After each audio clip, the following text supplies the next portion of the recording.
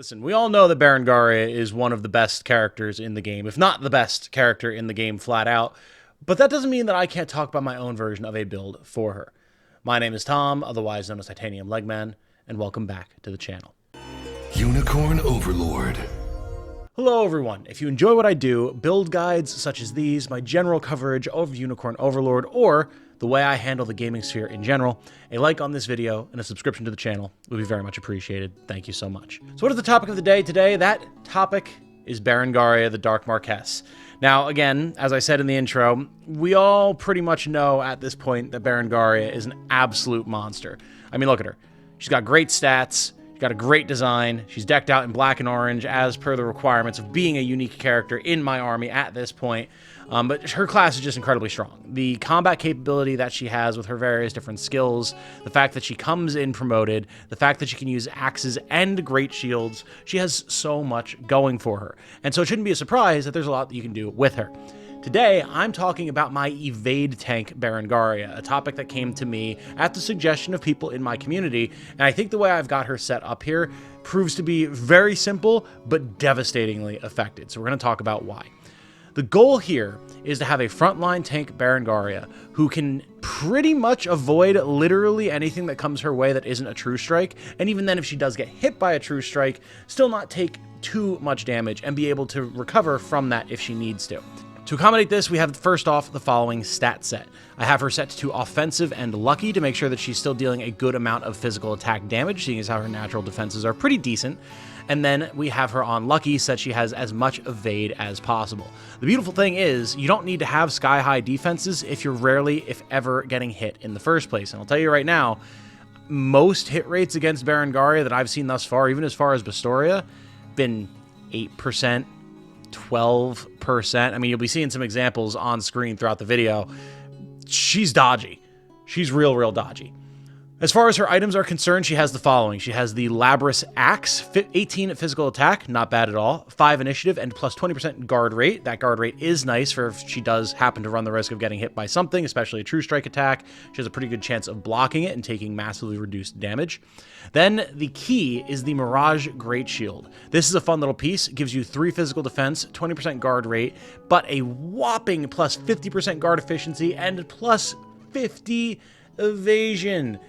Absolutely ridiculously massive amount of evasion, and I struggle to think of a character other than Berengaria who would want this. Maybe a shield shooter if you were going for like an evade tank type deal, but certainly not on a Legionnaire. That would not be where you would want this. This feels pretty custom built for Berengaria. Phenomenal piece, very powerful, and the reason the build works pretty much.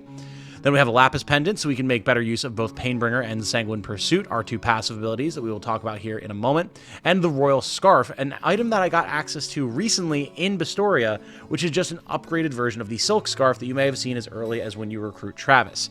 Rather than giving plus 20 evasion, this gives plus 30 evasion, as well as a tidy little plus 2 physical defense. Again, when you happen to get hit by a true strike attack that are becoming frighteningly relevant, you still will take less damage from it as a result. As far as our abilities are concerned, we have the following. Death Spin, targeting a row with 3+ combatants. This is something I'm going back and forth on. We could change this to row with 2+ combatants, but the thing about Death Spin is while it does hit multiple enemies and stuns, it's only going to be getting maximum damage against afflicted targets. And in the squad that I've been running Berengaria in, that hasn't been the most common thing. I have some ways to inflict it, like with the Searing Rapier, for example, but it's not the focus, right? So Death Spin, while good, isn't something that I want to be spamming all the time, but the stun is nice. So I might wind up switching this to just an enemy row, no particular amount of combatants, and see what happens. The real piece, though, that I like is Carnage. 100 physical potency, attack a single enemy, inflicts AP -1. Because really, what better thing is there for you to do than absorb a bunch of AP off of the enemy, essentially by evading all of their attacks, and then hitting them in the face and taking even more of their AP so they can't do anything tricky with it. It's a fun time, for sure. Then we have our 2 passive skills. You'll note I do not have Eye of the Warrior Princess on currently. This activates at the start of a battle. It inflicts attack -20% and initiative -10 on all enemies. I kind of don't care to make my enemies slower with this build because we're just going to be dodging the majority of what they throw at us anyway. And again, the attack -20%, not a huge deal if, again, Berengaria is going to be dodging the majority of what they throw at us anyway. True Strike attacks will hurt a little bit more as a result. Anything targeting our backline will also hurt a little bit more as a result. But our backline is able to parry and dodge a little bit, and I'm considering switching up Berengaria's squad here soon anyway to better make use of the fact that she's such a powerful evade tank. And now I can already hear you saying, Tom, that doesn't really make sense though, does it? It's kind of an anti-synergy. Like, Painbringer, you need to be hit to have it activate, but you're evade tanking, so you're not ever really going to hit, so what's the deal here? Well, the idea is that I want Painbringer to be sort of your backup option. You want this to be here specifically so that when a True Strike attack comes in, or, God forbid, your insanely high evade rate doesn't quite manage to dodge an attack and you get hit anyway, you still get a reward for it. You get the AP, you get the damage, you get the initiative, and you just come back swinging even harder than you did before. Because really, the goal is to have Berengaria as a tank. She's not the damage dealer here, but if she does happen to get hit and comes out swinging even harder, that's a bonus.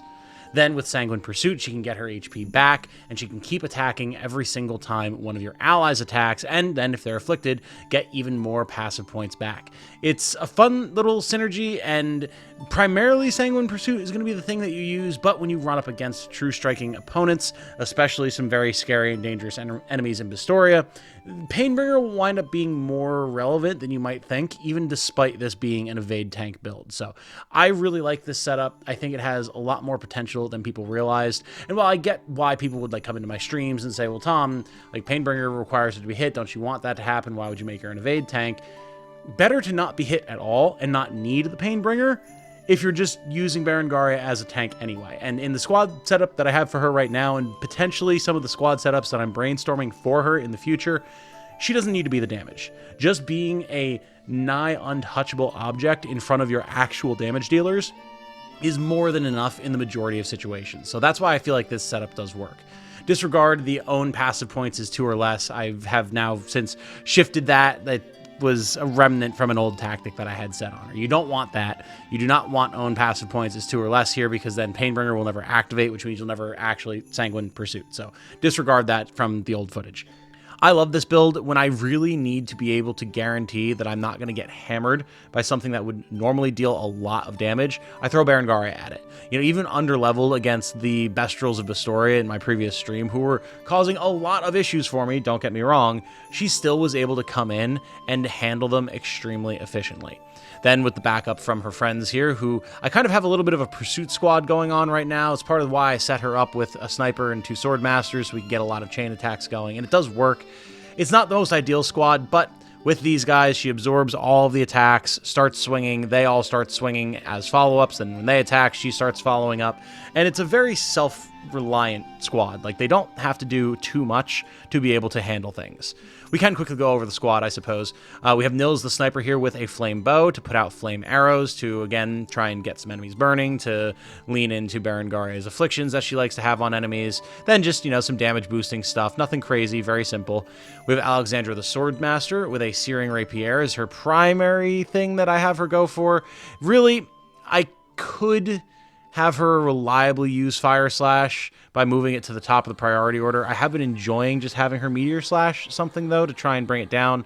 But given as how she's in this squad with Berengaria, I think it's probably time that I switch her Fire Slash to the top of the order here. Now, with that said, she does also have Pursuit and Parry. She's got Pursuit from the Pursuance Bracelet, so much like with Nils, she's following up on all the attacks that the others do. It's quite fun. And then finally, we have Gregor, our second Swordmaster, who's just here to do Swordmaster things, right? He's got Banishing Pursuit, so he can also be following up. He's got Impale and Keen Edge and Meteor Slash, so he can work on bringing down nasty enemies. He's got a Warrior's Medallion, so his damage is higher. He's just an all-around good Swordmaster, and he's a good way to clean up some targets that some of the rest of our squad might not be able to handle.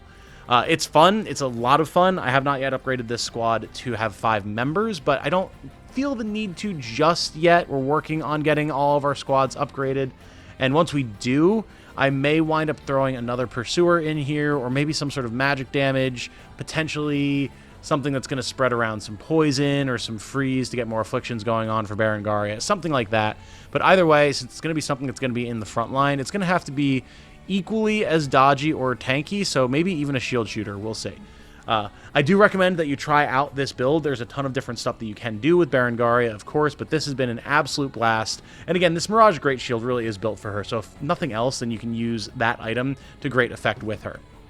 As she continues to level, we're going to get Vicious Torment, allowing her to attack a single enemy, gives it plus 75 potency versus afflicted targets, and grants her plus 1 passive point if the target is afflicted, much like some of her other skills.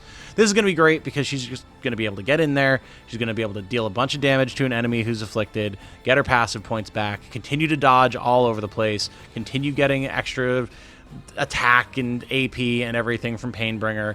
It's very, very solid.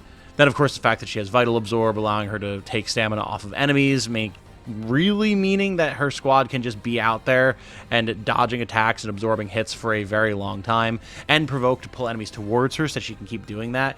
These two Valor skills really lean into this evade tank build, and I think the only thing that would work as well would be if you went with like a full Sanguine vampire-esque squad with Berengaria, which is also something that I would like to do, because like, one, she kind of looks like a vampire, and two, like, vampires are hot, and Berengaria is hot, so, like, that seems pretty fitting.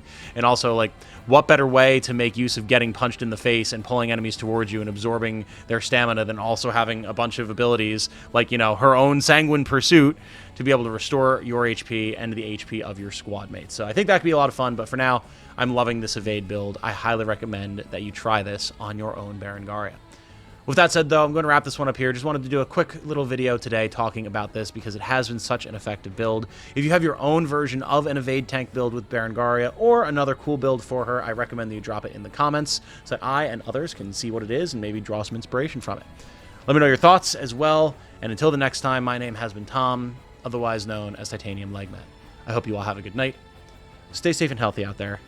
And remember, be good to each other. Bye now.